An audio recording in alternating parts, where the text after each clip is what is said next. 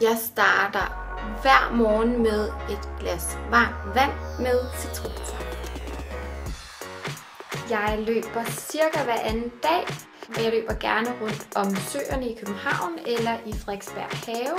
I mit køleskab der er der altid økologiske æg, økoost, sødmælk til kaffen, den her breezer, som jeg ikke engang ved, hvordan er kommet derind, og squash. Jeg elsker squash. Når jeg slapper af, så ser jeg oftest How I Met Your Mother. Og det grineren er, at jeg, selvom jeg måske har set det 1 million gange, kalder Modern Family for How I Met Your Mother. Og det er hver gang.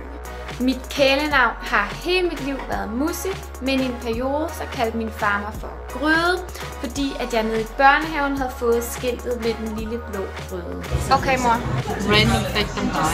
Du er min datter. Og Det er jo ikke et random fact. Du skal sige et eller andet med. Jo, og så har du lært at hænge tøj op med samme farveklemmer. Det har du. Af underlige årsager, så elsker jeg at vaske tøj. Jeg kan nok ikke komme udenom, at jeg er lidt af en skofreak, men når jeg er hjemme, så er det eneste, jeg har på mine hjemmesko, som jeg elsker mere end nogen andre sko. Når jeg skal ud, så drikker jeg helst rigtig koldt hvidvin.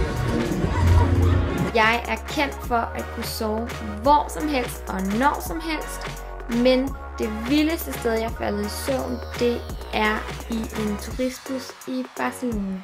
Jeg har det med at låne, han vil nok sige stjæle, min kærestes tøj. I dag har jeg for eksempel hans regnjakke på, fordi det øser ned derude. Prøv at sige random fact om mig. Random fact om mig? Nej, et om mig. Nej, det er ikke et random fact. Når du spiser popcorn, kan du bedst lide dem, der kun er halvt poppet. Det er random fact.